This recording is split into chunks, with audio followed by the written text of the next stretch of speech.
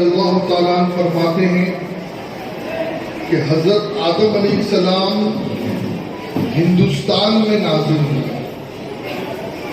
جنت سے جب اللہ نے انہیں زمین پر بھیجا تو حضرت آدم علیہ السلام جس زمین پر سب سے پہلے آئے وہ زمین ہند کی زمین۔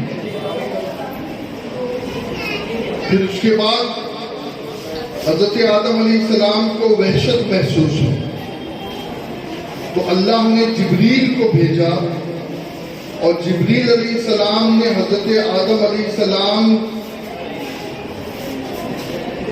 کے سامنے اللہ اکبر اشہد ان لا الہ الا اللہ اشہد ان لا الہ الا اللہ کہا۔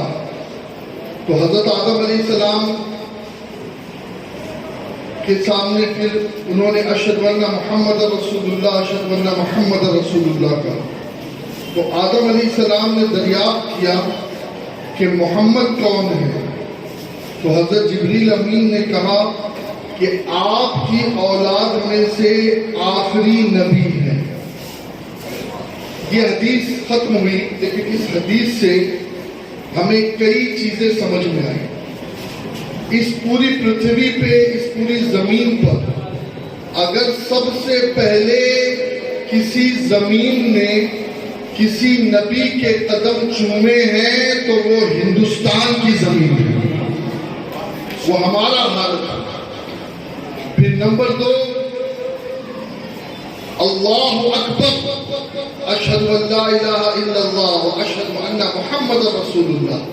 زمین پر اگر سب سے پہلے جبریل نے یہ اذان دی ہے اور جس زمین نے اس اذان کو سنا ہے تو وہ بھی ہمارے ہند کی زمین ہے۔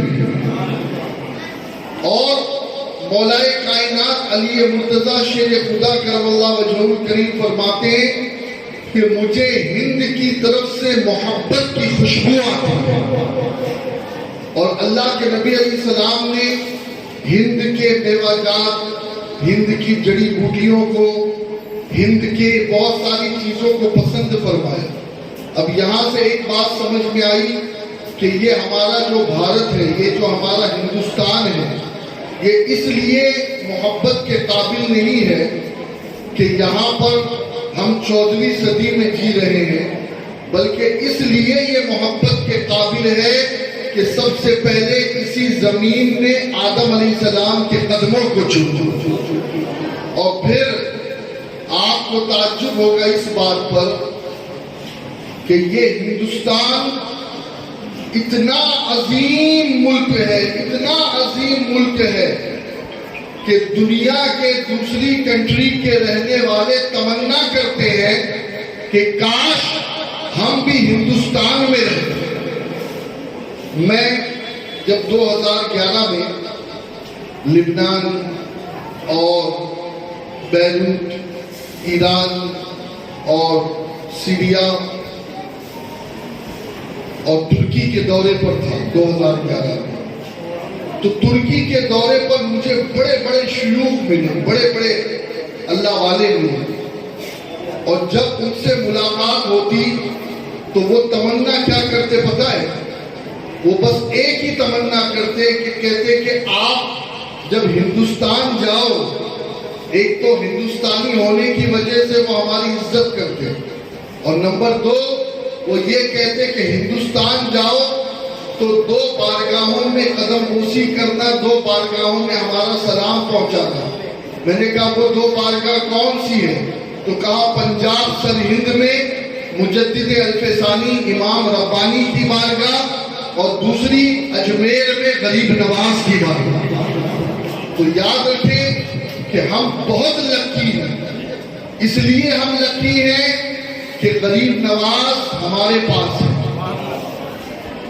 بختیار کاکی ہمارے پاس ہے، علاء الدین صابر کلیری ہمارے پاس ہے، نظام الدین دہلوی ہمارے پاس ہے، حضرت سید محمد کیسو دراز ہمارے پاس ہے، مخدوم اشرف جہانگیر سمنانی ہمارے پاس ہے، مولانا ضیاء الدین ہمارے پاس ہے۔ اور اس بھارت کی مٹی میں اللہ والوں کی جو مزار ہے نا وہ یہ درشاتی ہے کہ اس مٹی میں وفا ہے، اس مٹی کو اللہ نے پسند کیا ہے اور اس مٹی کے رہنے والے اس دنیا میں انقلاب برپا کر سکتے ہیں۔ اس وقت آپ لوگ آزادی کی 75ویں سالگرہ منا رہے ہیں۔ اللہ رب العزت حقیقی معنوں میں ہمارے ملک کو آزاد کرے۔ ابھی ایک بات آپ نے دیکھی ہوگی کہ گھر گھر ترنگا، ہر گھر ترنگا۔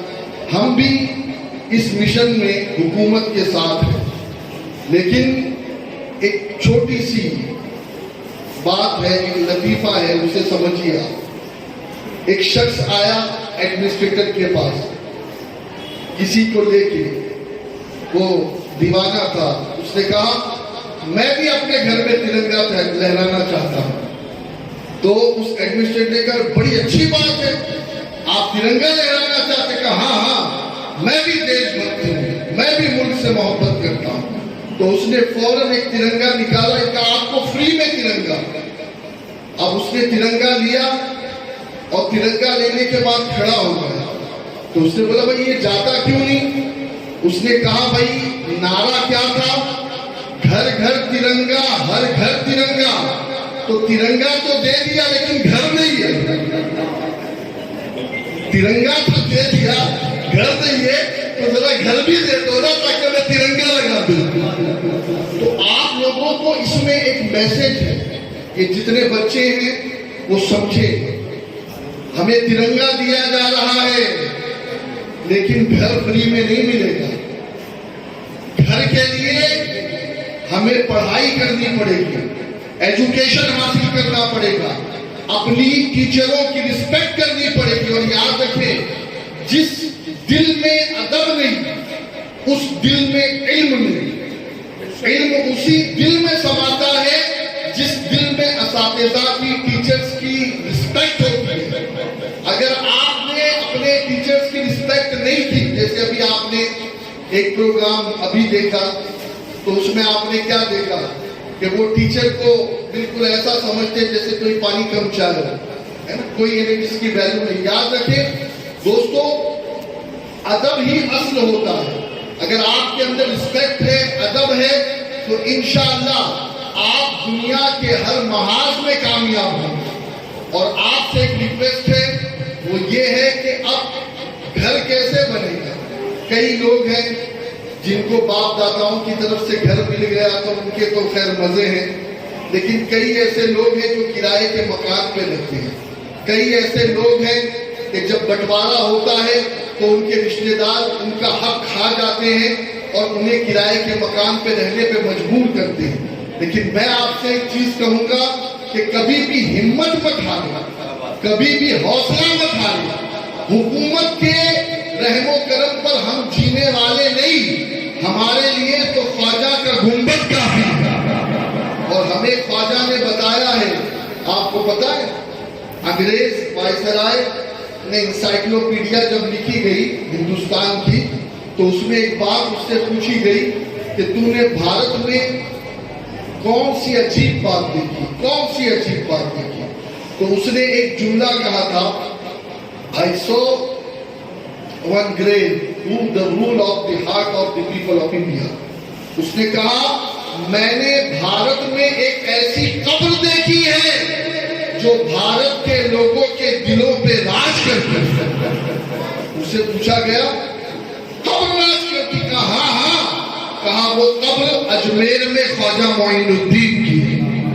تو یاد رکھیں یہ تو حکومت، اس کو ہم دنیاوی حکومت مانتے ہیں، اور روحانی حکومت تو کل بھی میرے نبی کی تھی اور خواجہ کی تھی، اور آج بھی اس بھارت کا راجہ ہمارا خواجہ ہے۔ یہ یاد رکھیں۔ اور اسپرچولیٹی کو جو نہیں مانتا نا، خیر اس سے تو کوئی بات ہی نہیں کرنا چاہتا، لیکن اصل چیز اسپرچولیٹی ہے، روح اصل ہے، جسم اصل نہیں ہے۔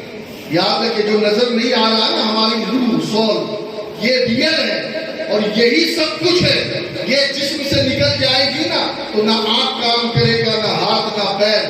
تو یاد رکھیں اس بھارت کا سنچالن کہاں سے چل رہا ہے؟ وہ اجمیر سے چل رہا ہے۔ اور اجمیر کے غریب نواز نے ہمیں جو مشن دیا ہے، جب وہ آئے تھے تو ہندوستان ہر طرف غیر اللہ کی پرستش ہوتی تھی، لیکن جب ہندوستان میں میرے غریب نواز تنے تنہا آئے، لیکن تنے تنہا آنے کے بعد 1 کروڑ سے زیادہ لوگوں کو میرے غریب نواز نے ایمان کی دولت عطا فرمائی۔ تو آپ سبھی لوگ اس چیز کو یاد رکھیں، اگر آپ کی ہمت آپ کے ساتھ ہے تو آپ تنے تنہا پورے ہندوستان کا نقشہ بدل سکتے ہیں۔ بس بزرگوں سے نسبت میں رہے، اللہ والوں سے محبت کرے، عزت دیکھیے، جو ٹیچر کی رسپیکٹ کرتا ہے نا، میرے نزدیک وہی ماں باپ کی عزت کرنے والا ہوتا ہے۔ اگر کوئی ہمارے سامنے ٹیچر کی رسپیکٹ نہیں کرتا تو ہم مان ہی نہیں سکتے کہ وہ ماں باپ کی یا دادا دادی کی یا نانا نانی کی عزت کرتا، اس لیے کہ عزت یہیں سے شروع ہوتی ہے، اور یہی عزت آگے بڑھ کر کے ہمیں رسول کی عزت سکھاتی ہے، اور یہی عزت ہمیں اللہ کی عزت سکھاتی ہے۔ تو یاد رکھیں، اگر بچپن ہی سے کوئی بے ادب بن جائے، رسپیکٹ نہ کرنا اس کی عادت بن جائے، تو ایک دن جا کر کے وہ دہریہ یا پھر ایک دن جا کر کے وہ نامراد بن جائے گا۔ اللہ تعالیٰ ہم سب کو ان دونوں باتوں کو سمجھنے کی توفیق عطا فرمائے۔ اور ایک بات میں آپ سے بہت ادب کے ساتھ عرض کرتا ہوں کہ یہ اسکول یہ اور اسکولوں کی طرح نہیں ہے۔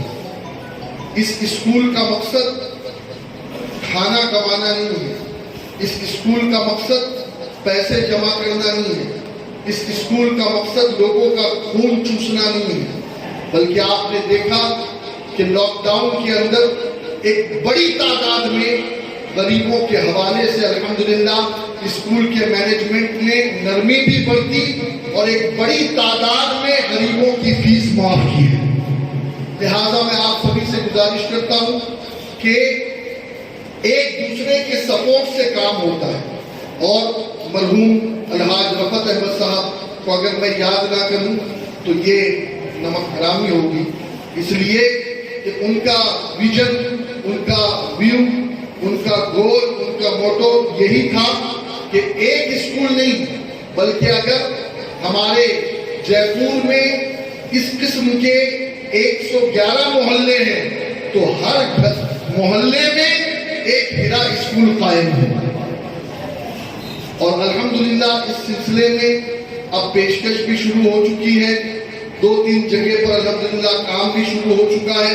اللہ رب العزت کی توفیق سے آپ سے گزارش ہے کہ آپ ہمت سے کام کریں، حوصلے سے کام کریں، سپورٹ کریں، ہمارا کیا کریں، زور سے بولیں، کرٹیسائز کرنے والوں کی کمی نہیں ہے، اللہ ان کا بھی بھلا کرے، اللہ ان کا بھی بھلا کرے، انہیں ہدایت دے۔ لیکن ہم آپ سے جو چاہتے ہیں، آپ ہمارے اسکول میں پڑھتے ہو، آپ ہماری اسکول کے ٹیچر ہو، تو آپ کا حق یہ بنتا ہے کہ جس دسترخوان سے آپ کو مل رہا ہے اس دسترخوان کے نوالے کو اپنے اوپر حلال کریں، اور وہ حلال اسی وقت ہوگا کہ جب کسی نے بھی آپ کے سامنے کا ہیرا ایسا ہیرا ویسا، کہنا کہ ہیرا جیسا ہیرا تو پورے جے پور میں کوئی نہیں۔ آپ کو میں کیا بتاؤں، ان اسکولوں نے لاک ڈاؤن کے پیریڈ میں کس قسم کا ویوہار کیا ہے ہم مسلمانوں کے ساتھ، بلکہ بہت ساری باتیں تو میں آن ریکارڈ کہہ نہیں سکتا، لیکن آپ اگر کبھی ہم سے ملیں گے 1 to 1 تو ہم آپ کو بتائیں گے کہ ہم نے 2009 سے لے کر 2022 تک اور یہ 7 منزلہ عمارت پر پہنچنے تک کتنا سنگھرش کیا ہے، اور یہ کسی 1-2 آدمی کا کام نہیں ہے، اس میں سب کی ہمت، سب کا ساتھ، اور بالخصوص ہمارے محلے کے بزرگوں کا ساتھ ہے کہ ان بزرگوں نے ہمیشہ پہلے روز سے لے کے اب تک جب بھی اسکول کی ترقی کی بات آئی تو انہوں نے کہا آپ کام کرو، ہم آپ کے ساتھ ہیں۔ اور یہی چیز ہم اسٹوڈنٹ سے بھی چاہتے ہیں، ٹیچر سے بھی چاہتے ہیں، اسکول کے ہر ارکان سے چاہتے ہیں، تاکہ ہمارا جو خواب ہے کہ ہم صرف اس ایک اسکول پر نربھر نہ رہے بلکہ کالج، کالج کے بعد یونیورسٹی تک ہم پہنچ سکے اور ہماری خود کی IT کالج ہو, MBBA ہو, ہمارے خود کے MBBS کالج ہو, اور ہمارے خود کے اس قسم کے جو ہے وہ منصوبے ہیں. انشاءاللہ اگر آپ کا ساتھ رہا تو اللہ رب العزت نے چاہا تو غریب نواز کے صدقے انشاءاللہ ہم ضرور مرنے سے پہلے اپنے خواب کو شرمندہ تعبیر ہوتا دیکھیں گے. انشاءاللہ ساتھ دیں گے آپ. اور اخیر میں ہمارے ایڈمنسٹریٹر جناب ناصر الدین سر کا شکریہ ادا کرتا ہوں کہ الحمدللہ ہم لوگ مصروف ہیں. ایک قدم ہمارا بمبئی میں ہوتا ہے تو دوسرا قدم بینکاک اور تیسرا قدم افریقہ اور چوتھا قدم عرب. لیکن اس کے باوجود بھی الحمدللہ اس اسکول کو اب تک انہوں نے بڑے حسن انداز سے چلایا. آپ سب دعا کریں کہ اللہ تعالیٰ انہیں سلامت رکھے اور اسی طریقے سے ہماری اسکول ترقی کرتی رہے. السلام علیکم.